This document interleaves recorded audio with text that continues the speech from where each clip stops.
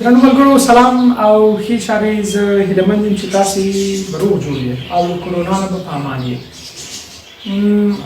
په دې درس کې موږ او تاسې د نوم په ګرداني حالتونو باندې وغږېږو، البته هغو نومونو باندې چې ګردانېدونکي دي او نه ګردانېدونکي دي.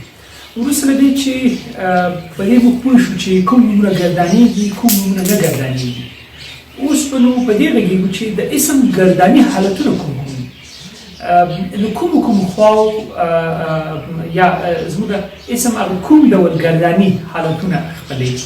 که موږ چېرته غواړو چې په دې پوه شو، نو کله که موږ نحوي چاپېریالونه څېړو نو موږ باید شپږ پوښتنې له ځانه وکړو. لومړنۍ پوښتنه: آیا اسم په فعلي حالت کې دی؟ آیا اسم په مستقیم مفعولي حالت کې دی؟ آیا اسم په غیر مستقیم مفعولي حالت کې دی؟ آیا اسم په توصیفي حالت کې دی؟ آیا اسم په ندایي حالت کې دی؟ او آیا اسم په اضافي حالت کې دی؟ دغه شپږ حالتونه چې دي دا د یو اسم هغه څرنګوالی موږ ته بیانوي چې هغه اسم حالت یې ندایي دی، اضافي دی، توصیفي دی، مستقیم مفعولي حالت دی، فاعلي دی، غیر مستقیم مفعولي حالت دی.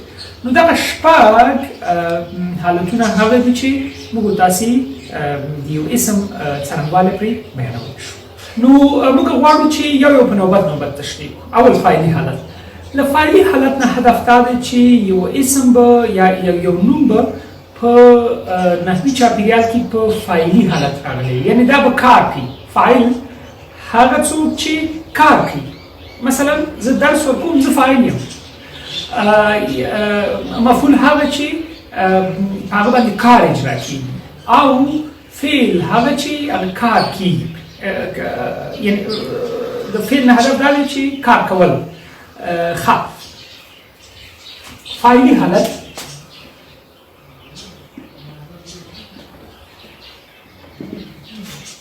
زه بېلګه درته وایم، تاسو پرې پوهېږئ.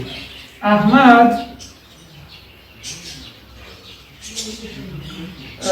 درس لولي. دلته په دغه جمله کې دا د احمد اسم په فاعلي حالت کې راغلی، یعنې دا فاعل دی. صحیح؟ درس مفعول او لولي فعل. نو موږ تاسې که چېرته دغه تېرې زمانې ته اړولو وایو چې احمد درس ولوست، که راتلونکي زمان ته اړولو موږ وایو چې احمد به درس ولولي. احمد پرې فاعل دی او دا اسم په فاعلي حالت راغلی. دویمه برخه زموږ مفعولي حالت دی. مفعولي حالت نه هدف دا دی چې اسم په مفعولي حالت کې راغلی، یعنې کار پې اجرا شوی چې باندې په یو اسم باندې. دا بیا موږ په دوو برخو ویشو چې یو مستقیم مفعولي حالت دی، بل غیر مستقیم. نو اول مستقیم مفعولي حالت راځي.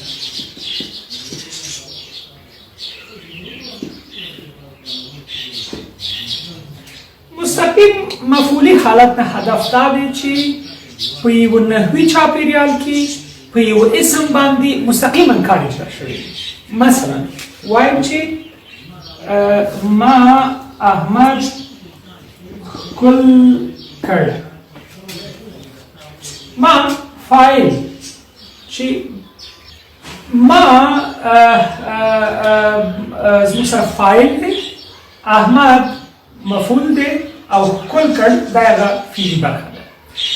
ګورئ، یعنې د احمد زما لخوا چې د فاعل لخوا په احمد باندې مستقیما کار اجرا شوی، یعنې مستقیما هغه ښکل شوی دی. دې ته چې وایي دغه اسم ته دا مفعولي حالت کې راغلی، یعنې مستقیم مفعولي حالت. دویم غیر مستقیم، دریم البته غیر مستقیم مفعولي حالت. غیر مستقیم مفعولي حالت نو دا هدف دا چې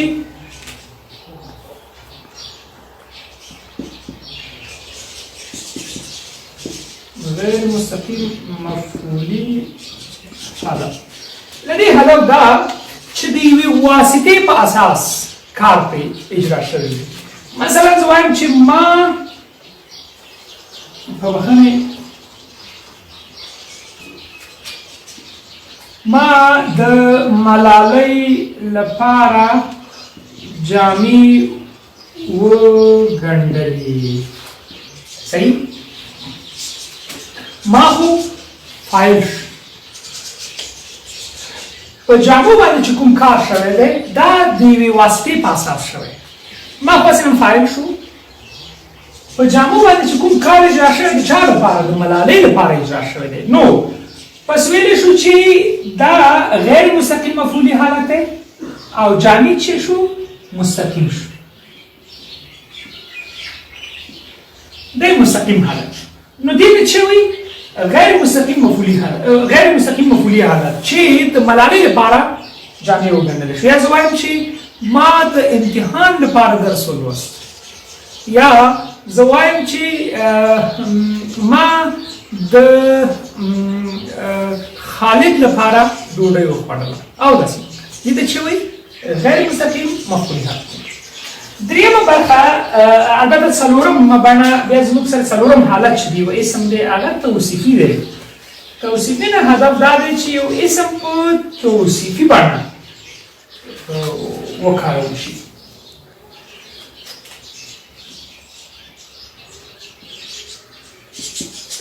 توصیفي حالت زه وایم چې تور قلم مات شو زموږ هدف د اسم نه هغه شکل چې بیانوو چې دغه قلم په کومه بڼه کارول شوی په توصیفي بڼه ځکه دا تور ورته صفت دی دا قلم ستایل شوی دی تور چې دی ستایلون دی تور قلم مثلا وایي چې لوړ چینار وایي چې ښکلې مرغۍ جذاب غږ جذابه څیره او دې ته ورته نور څومره صفتونه تاسې راغلي او د اسم لپاره یې کاروئ دې ته چې وایي توصیفي حالت کیدای شي چې توصیفي ترکیبونه هم موږ او تاسې جوړ کړو پنځمه برخه بیا زموږ سره ندایي حالت دی د ندایي حالت نه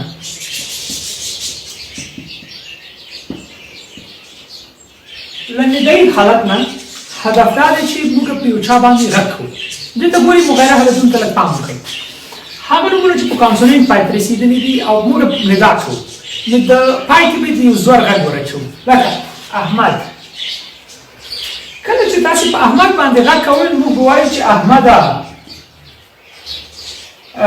مثلا خالد کله چې په خالد غږ کوو وایو خالده محمود محموده او داسې نور یعنی هغه نومونه چې په کانسونینټ پای ته رسېدلي دي او تغییر نه کوي یعنی په اصلي حالت باندې راځي مغیره حالت نه لري یا ګردانیږي نه ګرداني شکل نه لري نو هغه به څنګه کوو د زور غږ به پای ته ورچوو هغه نومونه چې ګردان لري او ګردانیږي هغه به په ګرداني شکل راځي مثلا که زه په خالدې خالده د یوې جوکۍ نوم دی چې په ا باندې پای ته رسېدلی که په دې غږ کوم نو بیا باید داسې ووایم چې خالدې دلته راشه فرشتې دلته راشه او دې ته ورته نو کیدای شي ځینې نومونه چې هغه